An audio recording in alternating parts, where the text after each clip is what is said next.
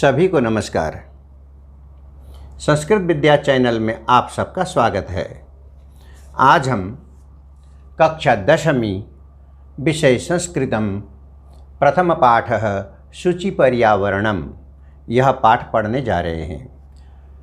शेमुषी भाग 2 यह कक्षा 10वीं का संस्कृत की पुस्तक है।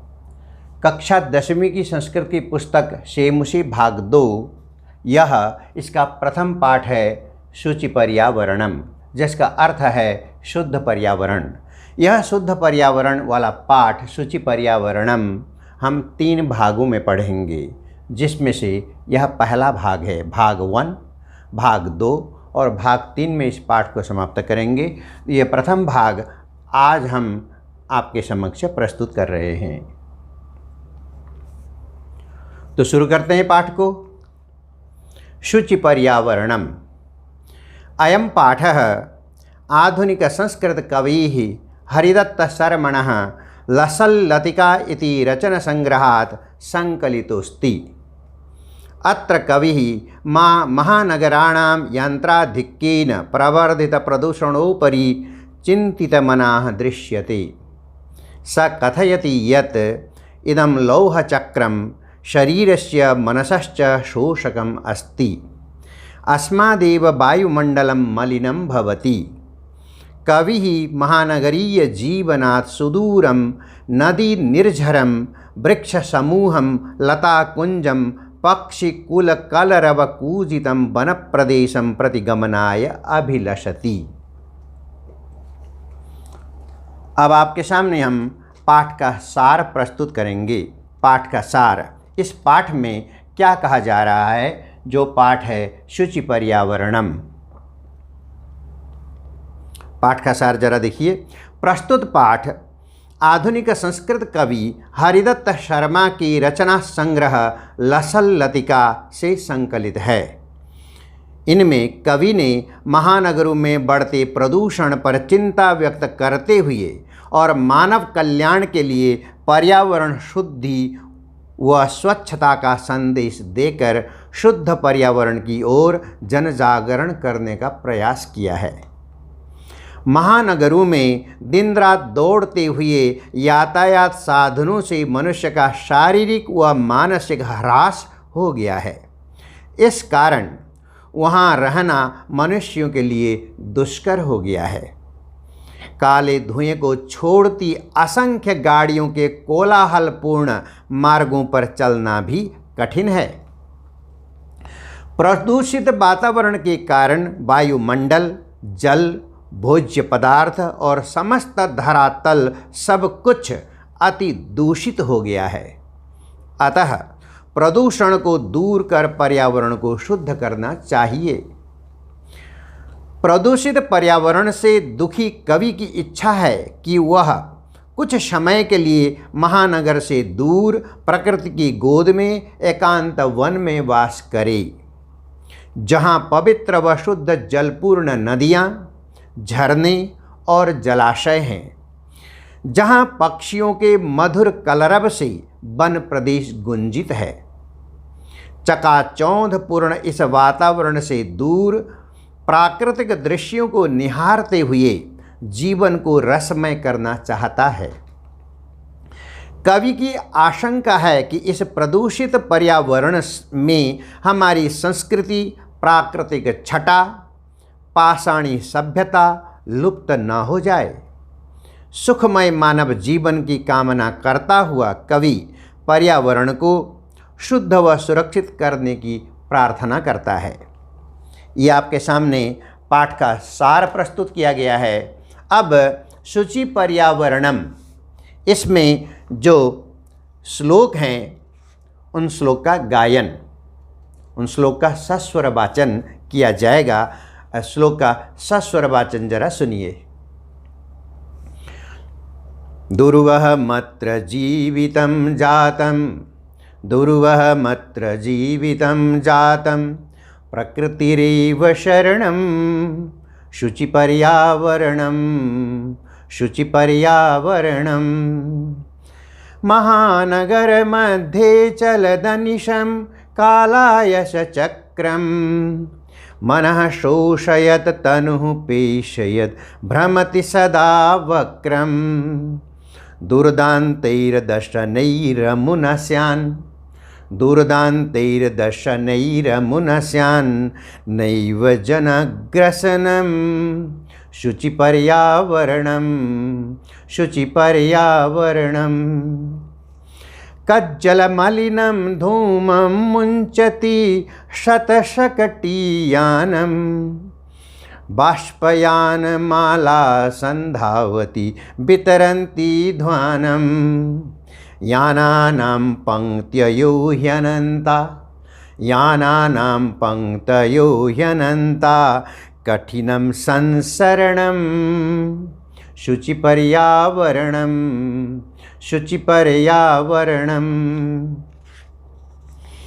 वायुमण्डलं भृशं दूषितं न हि निर्मलं जलं कुत्सितवस्तुमिश्रितं भक्ष्यं समलं धरातलं करणीयं बहिरन्तर्जगति तु करणीयं बहिरन्तर्जगति तु बहुशुद्धीकरणं शुचिपर्यावरणं शुचिपर्यावरणम् कञ्चित् कालं नयमामस्मान् नगरात् बहुदूरं प्रपश्यामि ग्रामान्ते निर्झर नदीः पयः पूरम् एकान्ते कान्तारे क्षणमपि एकान्ते कान्तारे क्षणमपि मे स्यात् सञ्चरणं शुचिपर्यावरणं शुचिपर्यावरणम् हरिततरूणां ललितलतानां मालारमणीया कुसुमावलिः समीरचालिता श्यामवर्णीया नवमालिकारसालं मिलिता नवमालिकारसालं मिलिता रुचिरं सङ्गमनं शुचिपर्यावरणं शुचिपर्यावरणम् ऐचलबन्धो खगकुलकलरव गुञ्जितवनदेशं पुरकलरव सम्भ्रमितजनेभ्यो धृतसुखसन्देशं चाकचिक्यजालं नो कुर्यात् चाकचिक्यजालं नो कुर्यात् जीवितरसहरणं शुचिपर्यावरणं शुचिपर्यावरणम् प्रस्तरतले लतातरुगुल्मा नो भवन्तु पिष्टा पाषाणी सभ्यता निसर्गे स्यान्न समाविष्टा मानवाय जीवनं कामये मानवाय जीवनं कामये नो जीवन मरणं शुचिपर्यावरणं शुचिपर्यावरणम् दुर्वहमत्र जीवितं जातं प्रकृतिरेव शरणं शुचिपर्यावरणं शुचिपर्यावरणम्। ये आपने स्वस्वर वाचन सुना। अब इसका अर्थ सुनिए। दुर्वहमत्र जीवितं जातं प्रकृतिरेव शरणं शुचिपर्यावरणम्। दुर्वहमत्र जीवितं जातं प्रकृतिरेव शरणं शुचिपर्यावरणम्। जरा अन्वय को देखिए। आप अन्वय का मतलब जानते होंगे। श्लोकों में शब्दों को स्वर के अनुसार सजाया गया होता है। जब कवि श्लोकों की रचना करते हैं तो उसमें स्वर का अर्थ के साथ साथ स्वर का लय ताल का ख्याल रखते हैं। उसके अनुसार कवि शब्दों को श्लोकों में सजाते हैं। लेकिन जब उसी श्लोक का अर्थ किया जाता है तो उन शब्दों को जो श्लोक में जो निहित शब्द हैं उन्हीं शब्दों को अर्थ की दृष्टि से सजाया जाता है। यानी कि कवि जब लिखते हैं तो स्वर की दृष्टि से सजाते हैं और श्लोक का निर्माण करते हैं, लेकिन जब उसी श्लोक का अर्थ कहना होता है तब फिर वह अर्थ की दृष्टि से श्लोकों को सजाना पड़ता है। उसी श्लोक में वो सारे शब्द होते हैं और अर्थ की दृष्टि से सजाया जाता है, उसी का नाम अन्वय है। जरा देखिए, दुर्बह मात्र जीवितम जातम प्रकृतिरीव शरणम शुचि पर्यावरणम। अत्र जीवितम दुर्बहम, अत्र दुर्बह मात्र, अत्र जीवितम दुर्बहम, अत्र जीवितम दुर्बहम जातम, जातम प्रकृति ही एव शरणम, प्रकृति प्लस एव संधि विच्छेद है, प्रकृति एव शरणम शुचि पर्यावरणम भवेत हो। शब्दार्थ जरा देखिए, दुर्बह मात्र, दुर्बहम प्लस अत्र, यहाँ कठिन, यहाँ दुर्बहम का मतलब कठिन, अत्र का मतलब यहाँ, यहाँ कठिन, यहाँ रहना कठिन, ऐसा अर्थ निकलेगा आगे। जीवितम, जीवितम का मतलब जीवन, यानी कि जीवन जीना, यहाँ पर जीवन जीना, जातम हो गया, यहाँ पर जीवन जीना जातम हो गया। प्रकृतिरेव, प्रकृति प्लस एव संधि विच्छेद है, संधि विच्छेद किया तो प्रकृति प्लस एव प्रकृति ही। अब इसका हिंदी सरल अर्थ देखिए, हिंदी सरल अर्थ, यहाँ का मतलब महानगरों में, ये महानगरों को लक्ष्य करके जहाँ पर अत्यधिक प्रदूषित वातावरण होता जा रहा है, महानगरों की जो हवा है, जल है, सब कुछ जो प्रदूषित होता जा रहा है, उसी को लक्ष्य करके कवि ने ये श्लोक लिखे हैं और यहाँ पे पाठ में पर्यावरण को, पर्यावरण के प्रति जागरूक करने के लिए ही यह पाठ दिया गया है। तो यहाँ यानी महानगरों में जीवन जीना कठिन हो गया है, महानगरों में जीवन जीना कठिन हो गया है। क्यों कठिन हो गया है? अब शुद्ध पर्यावरण से युक्त प्रकृति ही एकमात्र आश्रय है। शुद्ध प्रकृति, शुद्ध पर्यावरण मिलना मुश्किल है महानगरों में, ये कहा जा रहा है। शुद्ध पर्यावरण से युक्त जो प्रकृति है, प्रकृति के शरण में जाना है, वही एकमात्र आश्रय है। शुचि पर्यावरणम, शुद्ध पर्यावरण, प्रकृतिरेव शरणम, प्रकृति ही हमारा आश्रय है। हमें अगर जीवन अच्छा जीना है, जीवन को सुरक्षित रखना है, तो उसके लिए प्रकृति के शरण में हमें जाना होगा। महानगरों के प्रदूषित वातावरण में हमारा स्वास्थ्य ठीक नहीं रह सकेगा, ऐसा कवि का अभिप्राय है।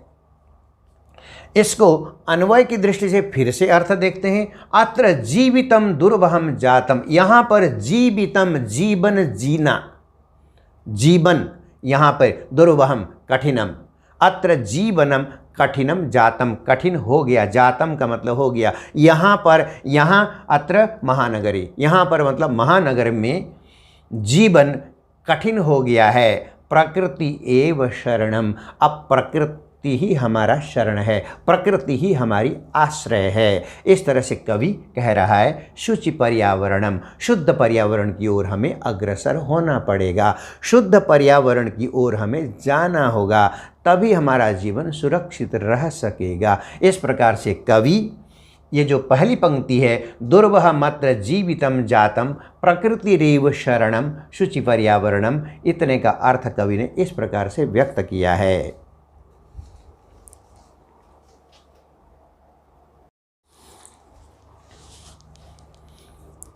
अब आपके सामने प्रस्तुत है प्रथम श्लोक।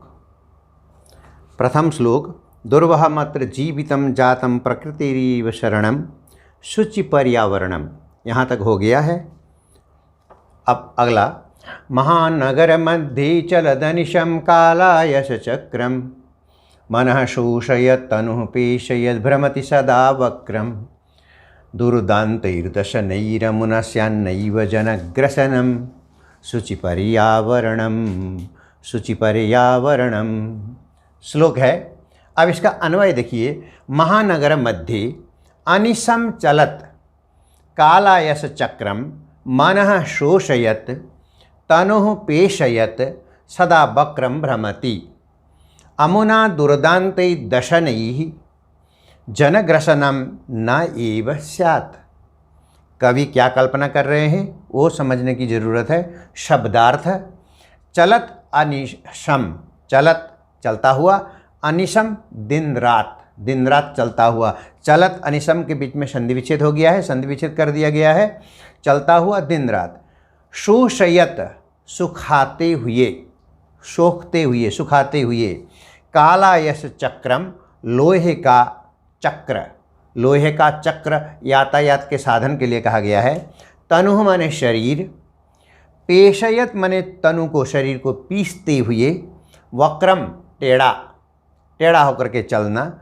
दुर्दांतई, दुह प्लस दांतई, दुर्दांत की यहाँ पे संधि विच्छेद करके दिया है। दुह दांतई, दशनई अमुना, यानी कि भयानक दांतों से। दुह दांतई माने भयानक, दशनई दांतों से।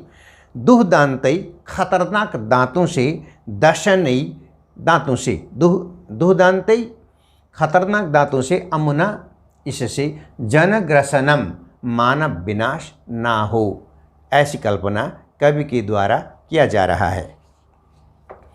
आप हिंदी अर्थ देखिए। महानगरों में दिन रात चलता हुआ लोहे का पहिया, यानी कि यातायात के साधन। लोहे के पहिए से मतलब है यातायात के साधन, समस्त जो वाहन हैं लोहे के ही हैं, उसी की ओर इशारा किया गया है। मन को सुखाता हुआ, मन को सुखाता हुआ।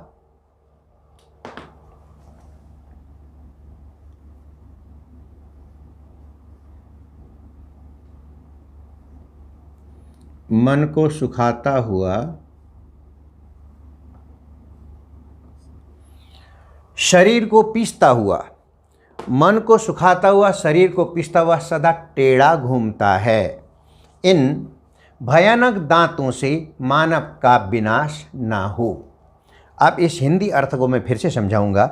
महानगरों में दिन रात चलता हुआ लोहे का पहिया, महानगरों में दिन रात अनवरत लगातार जो लोहे के पहिया, यातायात के सैकड़ों क्या लाखों साधन जो यातायात के चल रहे हैं, उन साधनों के कारण, उन साधनों से, साधन मन को सुखाता हुआ, मन को सुखाता हुआ, वो साधनों से निकलने वाला जो प्रदूषित वायु है, प्रदूषण है, वह उसकी ओर इशारा करते हुए मन को सुखा रहा है, वो मन को परेशान कर रहा है। सुखाने का मतलब मन को परेशान कर रहा है, मन ग्रसित हो रहा है, दुखी हो रहा है उस पर्यावरण की दूषित हवा की वजह से। मन को सुखाता हुआ, शरीर को पीसता हुआ, शरीर को पीस रहा है यानी कष्ट दे रहा है, शरीर को भी कष्ट देता हुआ, यानी कि शरीर जिस गति से जहाँ जाना चाह रहा है वो नहीं कर पा रहा है, शरीर अस्वस्थ होता हुआ सदा टेढ़ा घूमता है। यह दूषित पर्यावरण सदा टेढ़ा घूमता है। टेढ़ा घूमने का अर्थ मानव जिस ओर प्रगति करना चाहता है उसकी विपरीत दिशा में ले जाता है। मानव अगर स्वस्थ रहने के उपाय करना चाहता है तो वह प्रदूषित वायु अस्वस्थ बनाने का उपाय करती है। मानव जो कुछ करना चाहता है स्वस्थ रहने के लिए, सुरक्षित रहने का प्रयास करता है, लेकिन वह उसके ठीक विपरीत चलता है। यह जो प्रदूषित वायु है, अस्वच्छ जो वातावरण है, मनुष्य के चरित्र के, मनुष्य के स्वभाव से ठीक विपरीत चलता है, उसी को टेढ़ा घूमता है कहा गया है। ठीक है ना। तो मनुष्य जिस और जाना चाह रहा है, अपने स्वास्थ्य को बचा करके, अपने सभ्यता संस्कृति को बचा करके मनुष्य जाना चाहता है, लेकिन यह प्रदूषित वायुमंडल, प्रदूषित हवा उसके ठीक विपरीत जा कर के मनुष्य के इस काम में रुकावट पैदा कर रही है। तो इसी को टेढ़ा घूमता है। मनुष्य के नेचर से, मनुष्य के स्वभाव से वह विपरीत दिशा में होने के कारण टेढ़ा घूमता है। कहा इन भयानक दांतों से, इन भयानक दांतों से मानव का विनाश ना हो। इन भयानक दांतों से यानी कि कवि ने ये इस दूषित पर्यावरण को एक राक्षस के रूप में कल्पना की है। एक राक्षस के जिस प्रकार से भयानक दांत होते हैं, राक्षस के जिस प्रकार से भयानक दांत होते हैं और वो भयानक दांतों से किसी का भी विनाश कर सकता है। कभी ऐसा ही कल्पना कर रहे हैं कि राक्षस की तरह से यह जो दिख रहा है, भयावह हो रहा है, खतरनाक रूप ले रहा है यह दूषित पर्यावरण। इस दूषित पर्यावरण से, इसकी दांतों से, यानी कि इस राक्षस तुल्य दांतों से, यानी कि इसके ग्रसन से मानव का विनाश ना हो, मानव समाप्त ना हो जाए, मानव का विनाश ना हो जाए। यह अपने जिस प्रकार से राक्षस अपने भयानक दांतों से दूसरे को ग्रसित कर लेता है, अपने नियंत्रण में कर लेता है और उसको समाप्त कर लेता है, उसी प्रकार से यह दूषित पर्यावरण भी मनुष्य को ग्रसित करके समाप्त तो नहीं करेगा। इस प्रकार से कवि कल्पना कर रहे हैं। आप देखिए अन्वय से, महानगर के मध्य में ये जो बड़ी बड़ी महानगर हैं, इनमें अनिशम चलत, अनिशम लगातार चलते हुए, कालायस चक्रम जो लोहे का पहिया है, कालायस चक्रम जो लोहे का चक्र यानी कि यातायात के साधन हैं, लाखों यातायात के जो साधन हैं उनके ऊपर बात हो रही है। कालायस चक्रम मनः शोषयत, मन को सुखाता है। इनके द्वारा निकली हुई प्रदूषित हवा मन को दुखी करती है। तनु पेशयत, तनु माने शरीर को, पेशयत का मतलब है पीसता है, यानी कष्ट देता है। पीसने से क्या होता है? शरीर को कष्ट मिलता है। तो तनु पेशयत, शरीर को कष्ट देते हुए, सदा वक्रम भ्रमति, सदा विपरीत दिशा में। वक्रम माने टेढ़ा है, साधारण अर्थ तो टेढ़ा है, लेकिन वक्रम भ्रमति, टेढ़ा घूमता है, मनुष्य के आचरण के विपरीत घूमता है। मनुष्य जिस प्रकार से बचाव करना चाहता है उसके ठीक विपरीत दिशा में ये ले जाता है, यानी कि मनुष्य को बचने का उपाय नहीं दे रहा। यह प्रदूषित वातावरण मनुष्य को दिनों दिन कष्ट में डाल रहा है। अमुना दुर्दांते दशने, इस दुर्दांत दशने, खतरनाक भयानक दांतों से, इसके जो खतरनाक दांत हैं, इस प्रदूषित वातावरण को राक्षस के रूप में जब कल्पना किया है कवि ने, तो उसको राक्षस की तरह से खतरनाक दांतों वाला बताते हुए ये कवि कह रहा है अमुना दुर्दांत दशने, इसके दुर्दांत माने खतरनाक, दशने माने दांतों से, जनग्रसनम एव न स्यात्, जनग्रसनम माने मानव विनाश, जन माने मानव, ग्रसनम माने विनाश, मानव विनाश न हो जाए। कवि को यह कष्ट है, कवि को यह कष्ट है, कवि हरिदत्त शर्मा जी को ये कष्ट है कि इस दुर्दांत दशने, इसके राक्षस तुल्य दांतों से, भयानक दांतों से मानव का विनाश ना हो जाए। उससे पहले ही हमें जागरूक हो जाना चाहिए और पर्यावरण के बचाव के लिए हमें मुहिम चलाना चाहिए, अभियान चला करके इस दूषित वातावरण को दूर करना चाहिए। इस प्रकार से कवि यह कल्पना कर रहा है। जो वास्तविक है उसको कवि कहते हुए कवि उसे बचाव के लिए आग्रह कर रहा है। तो आज ये भाग 1 के अंतर्गत इतने में ही समाप्त करते हैं। तो यह कक्षा 10वीं विषय संस्कृतम सेमुषी भाग 2, यह 10वीं कक्षा की पुस्तक है। इसका प्रथम पाठ सूचि पर्यावरणम, इसके भाग 1 के अंतर्गत पहला श्लोक पूर्ण हुआ। धन्यवाद।